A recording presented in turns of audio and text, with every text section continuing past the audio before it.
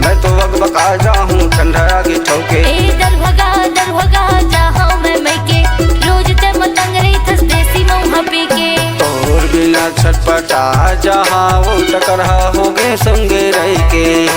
मोर बिना तह रही जाबे गाल करहा थस रोज पी के। भाई वो झंझाना मई के मैं तो बकबका जाऊं ठंडा आगे ठोके। दरभगा जाऊं मैं के रोज तह झगड़ा कर थस देसी मऊहा पी के।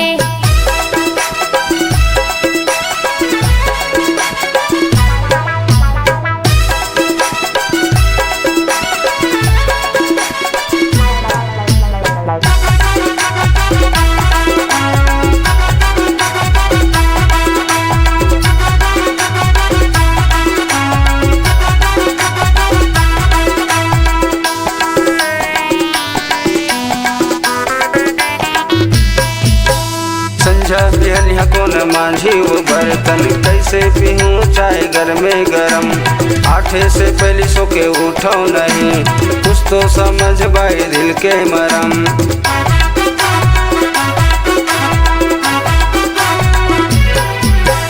संझा बिहनिया ते मांझेगा बर्तन हाथ गूंज पी बचाए घर में गरम।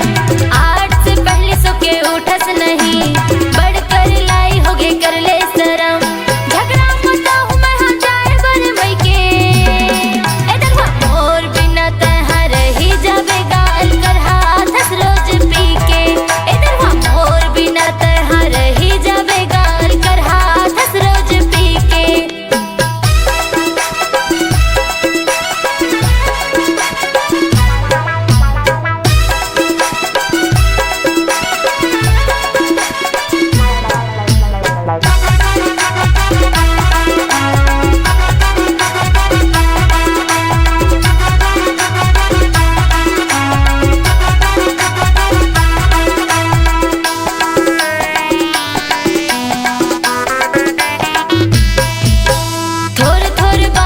झगड़ा मता हम आकुर जार रोज साग बना हम। बातें ल मानते हैं जाना गदरुहा संगे मरे हूँ छोड़ देसी मऊहा।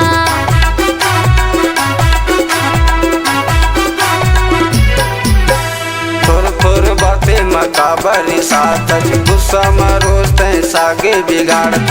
बातें ल मान जाना मोबाइल ले आओ तोर बल टच मोबाइल। ठंडर बड़ी बड़े अगिया थे ए भाई तोर बिना छटपटा जहाँ वो टकरा हो गए संगे रह के।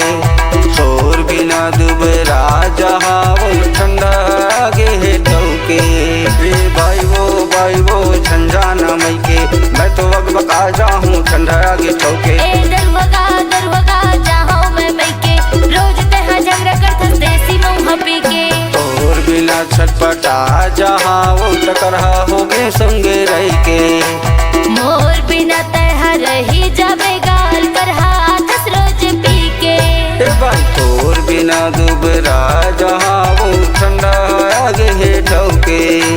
मोर बिना तह रही जाबे गाल करहा थस रोज पी के। भाई तोर बिना छटपटा जहाँ वो टकरा हो गए संगे रह के।